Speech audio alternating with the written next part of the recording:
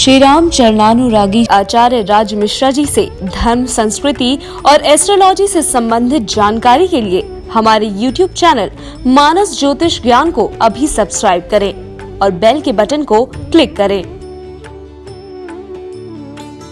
जय श्री राम। बहुत बहुत स्वागत है आपका आपके अपने YouTube चैनल मानस ज्योतिष ज्ञान में। मैं हूं आपके साथ आचार्य राज मिश्रा। बात करेंगे 2020 सितंबर का महीना किस प्रकार रहने वाला है राशि वृष के लिए। बहुत महत्वपूर्ण माह है ये, क्योंकि अभी आपकी राशि स्वामी शुक्र खुद तीसरे भाव के अंतर्गत गोचर कर रहे हैं और आप जानते हैं इस महीने में राहु परिवर्तित होकर के आपकी राशि में उच्चस्थ होकर के आने वाले हैं, केतु सप्तम भावस्थ होकर के आने वाले हैं। तो ये जो परिस्थितियां हैं वो वाकई आपके लिए बहुत महत्वपूर्ण है। सबसे पहले अगर देखा जाए तृतीय भाव के अंतर्गत राशि स्वामी का गोचर हमारे पराक्रम में वृद्धि करने वाला होता है, लेकिन हमें अत्यधिक आत्मविश्वास से अपने आप को बचाना होगा। शास्त्र भी कहता है कि बिना विचारे जो करे सो पाछे पछताए और काम बिगाड़े आपनो जग में होत हसाए। तृतीय भाव में शुक्र बैठ करके अत्यधिक पराक्रमी आपको बनाता है और जल्दी किसी कार्य की तरफ, मतलब बिना विचारे उस कार्य की तरफ आगे बढ़ने के लिए आपको तैयार करता है। तो आपसे निवेदन करूंगा किसी भी कार्य पर बहुत सोच करके, विचार करके फिर आगे बढ़ें। इस माह 23 तारीख तक आप अच्छी भाग दौड़ करेंगे।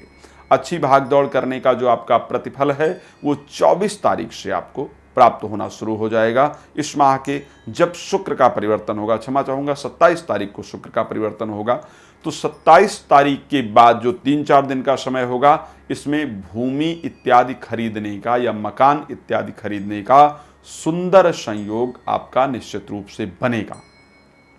यहाँ पर जो माह का स्टार्टिंग का टाइम है, यदि भाई बहनों से किसी प्रकार का संबंध खराब है और उसको बेहतर करना चाहते हैं या भाई बहनों के जीवन में कोई मदद करना चाहते हैं जिससे उनका जीवन बेहतर हो पाए, तो आप उसके लिए प्रयास कीजिए। निश्चित रूप से आपका प्रयास रंग लाएगा और आपके जो संबंध है, जो रिलेशन है आपसी, वो निश्चित रूप से बेहतर होंगे। राहु का परिवर्तन क्योंकि 23 तारीख को होगा, राहु चले जाएंगे आपकी राशि में, केतु सप्तम भाव में। मैरिज से रिलेटेड, यदि वैवाहिक कार्य से रिलेटेड कोई दिक्कत है या कोई कार्य करना चाहते हैं विवाह से रिलेटेड, तो ऐसी परिस्थिति के अंतर्गत आप स्टार्टिंग में, सितंबर के स्टार्टिंग माह में उसके लिए प्रयास कर लीजिए। आपको बहुत अच्छी सफलता प्राप्त होने वाली है, क्योंकि माह के अंत में जब राहु आपकी राशि में पहुंच जाएंगे, केतु सप्तम भाव में पहुंच जाएंगे, तो ऐसी परिस्थिति में शादी से संबंधित किए गए किसी भी कार्य को सफल नहीं होने देंगे, हमेशा उसमें रुकावट पैदा करेंगे। तो उसके लिए हमें क्या करना चाहिए, पहले ही एक प्रयास कर लेना चाहिए ताकि एक अच्छे रिजल्ट हमें प्राप्त हो पाए। अब दूसरी चीज़, मान लेते हैं कि जीवन साथी के साथ संबंध बेहतर नहीं है, अनबन चल रहा है या प्रेम संबंध इत्यादि चल रहा था और वहाँ पर अनबन चल रहा है, आपसी रिलेशन बेहतर नहीं है, तो मैं आपसे निवेदन करूँगा प्लीज़ उसको पहले ठीक कर लीजिए, क्योंकि एक बार राहु परिवर्तित हो गया तो आप ठीक करना चाहेंगे या चाहेंगी तो भी वो नहीं हो पाएगा। तो इस कारण से हमें पहले उसको ठीक कर लेना चाहिए, आपस में बैठकर पहले बात कर लेना चाहिए, ताकि जो दिक्कतें हैं वो बहुत आसानी से दूर हो जाएं। तो ये दो चीज़ें आपको विशेष ध्यान रखना है। स्वास्थ्य की दृष्टि से आपको बहुत परेशान होने की आवश्यकता इस महीने में नहीं है। राशि स्वामी शुक्र पहले तृतीय भावस्थ गोचर करेंगे, जो कि किसी प्रकार से दिक्कत देने वाला भाव दिखता नहीं है। मिथुन राशि में गोचर करेंगे, तो मिथुन राशि आप जानते हैं, क्षमा चाहूँगा कर्क राशि में गोचर करेंगे। कर्क चंद्र की राशि है, उसके बाद सिंह राशि के अंतर्गत पहुंच जाएंगे। सिंह राशि वैसे भी सूर्य की राशि है, पुरुष प्रकृति की राशि है, तो आपके स्वास्थ्य में बहुत दिक्कत दें उसके चांस नहीं दिख रहे हैं।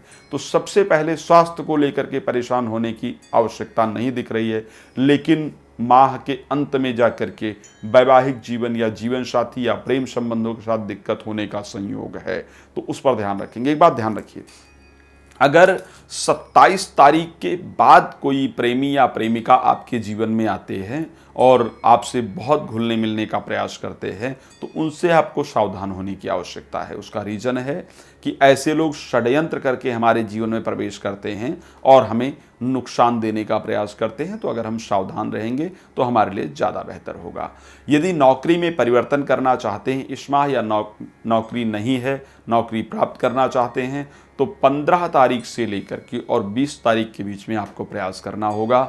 इस बीच में किया गया प्रयास निश्चित रूप से आपको सफलता देने वाला होगा। जब भी नौकरी से संबंधित कोई कार्य करें तो पहले हनुमान जी का स्मरण करें, हनुमान जी का ध्यान करने के बाद नौकरी के लिए प्रयास करें, आपको अच्छी सफलता प्राप्त होगी। मैं आपको बता दूं, जैसा कि हर वर्ष संस्थान जो है पितृ पूजन का आयोजन करता है ताकि आप लोगों की जन्म कुंडली में जो पितृदोष विद्यमान है उसका हम निवारण कर सकें। हम इस वर्ष भी पितृ पूजन का आयोजन कर रहे हैं, प्रतिवर्ष हम करते हैं, हम इस वर्ष भी कर रहे हैं, लेकिन कारणवश इस वर्ष हमें आपके लिए आपको बुलाना संभव नहीं लग रहा है। आपको बुलाना हमारे लिए बेहतर नहीं है, पर आपके पितृ के लिए हम पूजन जरूर कर रहे हैं। तो यदि आपके कुंडली में पितृदोष इत्यादि विद्यमान है या आप अपने पितरों की शांति के लिए पूजन इत्यादि कराना चाहते हैं तो संस्थान का नंबर है, प्लीज़ आप उस पर कॉल करके अपनी डिटेल नोट कराएं। हम निश्चित रूप से आपके पितरों के लिए प्रार्थना करेंगे और भगवान के आशीर्वाद से आपके पितृ आपको आशीर्वाद दे करके जीवन को सुख समृद्धि से परिपूर्ण कर देंगे। जय श्री राम।